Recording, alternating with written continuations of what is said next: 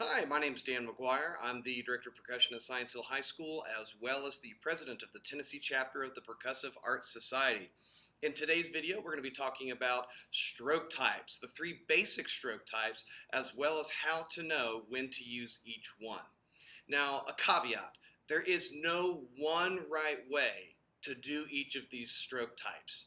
I'm going to talk about some general rules of thumb and things to consider when using each stroke type, but there are as many stars in the sky, there are techniques and different subtleties between schools of thought. So with that aside, let's begin. The first stroke type that we'll cover is the full stroke. The full stroke being, I'm going to start and end at the same height. Now, a common thought process between these different stroke types is the way the stick moves in the hand. So whenever you're playing any type of membranophone, anything with a drum head, especially something with rebound, where the stick is gonna come back up, you have at the front of the grip a fulcrum. And a fulcrum is simply a point of pivot. It is where the stick is going to move in the hand, and I'm exaggerating here, but it's where the stick is going to move in the hand so that I don't have to crank this much to get this height. I can use a much smaller motion. And the general thought process that we want to have as we approach different stroke types is I want to be as efficient as possible so that I can play faster, more relaxed, takes less energy. So with the full stroke, we're going to start at whatever height we are playing, whatever dynamic. So we're going to take a forte. And the idea being that my wrist is turned like so, and the stick is able to move in my fulcrum.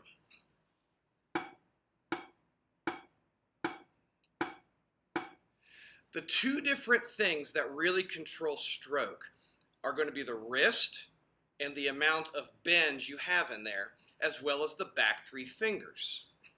So here, my wrist is going to turn that much, and my back three fingers are relaxed but still on the stick so that the stick is free to pivot here. If I keep my fingers closed, it's going to change the amount of wrist I need. And again, different schools of thought. Some people have a school of thought where the fingers stay much closer to the palm. Some people really want to let that move quite a bit, and there's everything in between. For full strokes, we're going to be using an exercise, 2 measures of eighth notes, 1 and 2 and 3 and 4 and. First measure on the right, second measure on the left, and then a right hand release.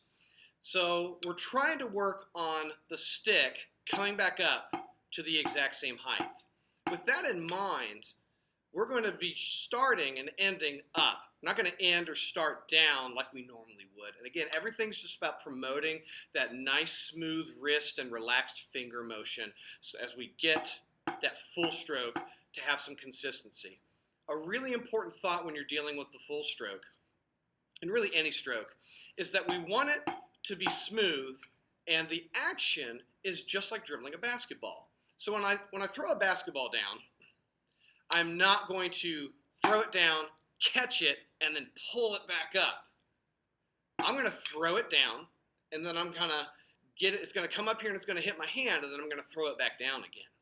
It's the same thing with the drumstick. So I'm going to start here at this height.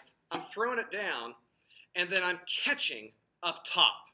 And my wrist and the amount of play that I have in these back three fingers is going to combine to dictate where I end. So again, it's not pulling up. It is throwing down and then just catching up at the top, almost like you're flicking a towel and hitting somebody.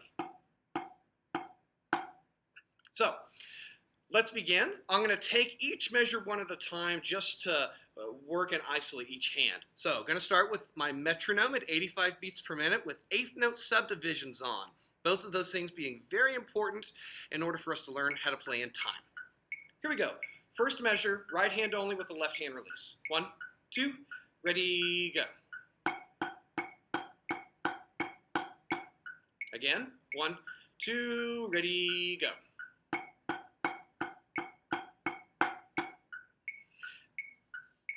Now I'm going to use my bead tips to try and have a good idea on if I'm coming back up to the right height or not.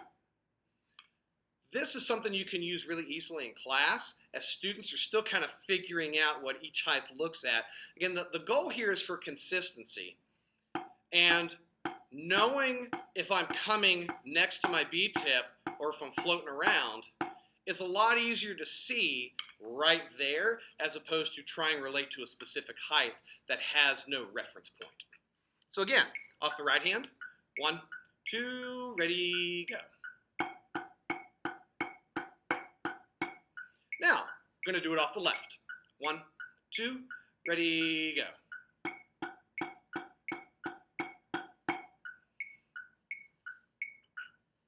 The idea here being that left hand, for most, is a little bit weaker and a little bit more uncomfortable. It's just something you have to spend time with. The hands should feel the same. The more you work on it, the better it'll get. So now we're going to combine both hands together, making for 2 measures of eighth notes with a right hand release. Here we go. 1, 2, ready, go.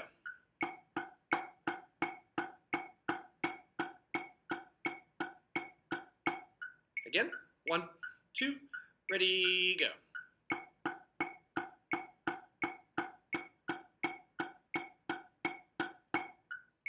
The next stroke type is going to be the downstroke. So on this, whatever height we throw down from, we end at a lower height. Often you'll see that from a forte down to a piano. But it can be from a forte to a mezzo forte. If you're ending lower than you started, that is a downstroke. So as a general rule of thumb, taking the forte to piano example, I'm keeping my wrist down and I'm engaging my fingers. Now the goal here is to not squeeze the water out of the stick. But when I do this, the fingers are just going to stop. They're just not going to come back out. And so the tiniest bit of squeeze, be careful with using that word squeeze, because when most people think squeeze, they think about trying to get the pulp out of an orange.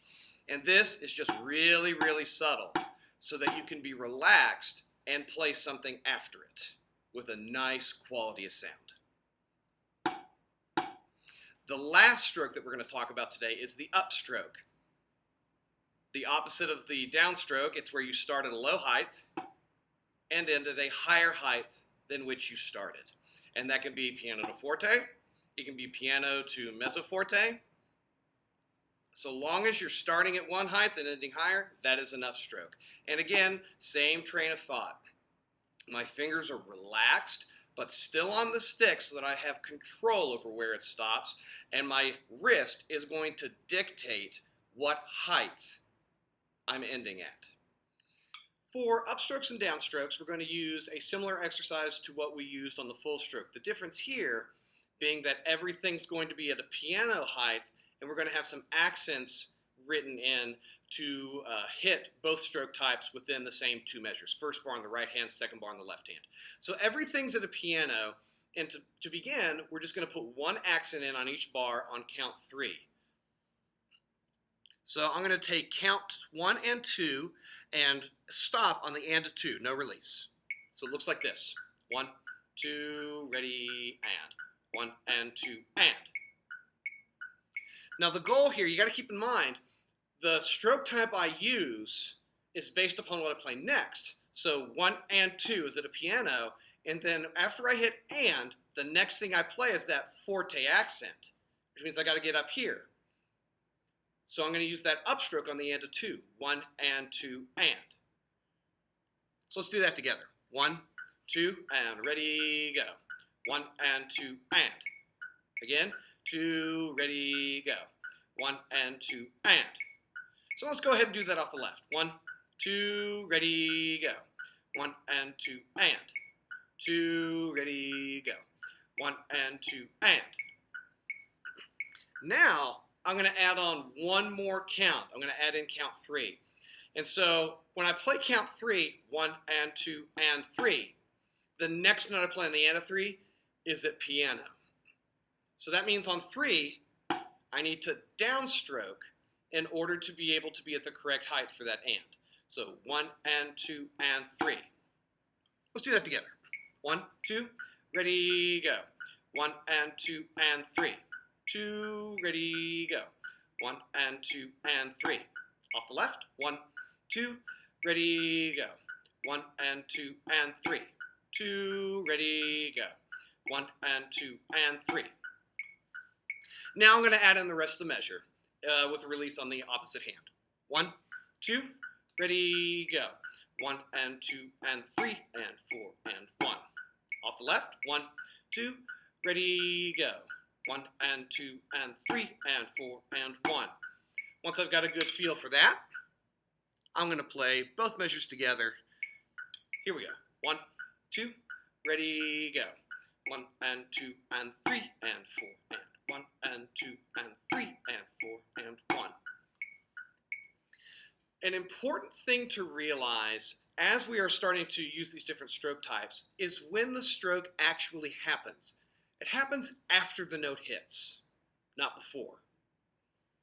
Now, when I want to know what kind of stroke that I'm going to do, I need to think about where I'm going, and I'm going to have to think about that ahead of when I'm actually hitting the pad. But as far as when I'm doing that stroke, it happens afterwards. So let's say I'm going to do 2 full strokes and a downstroke.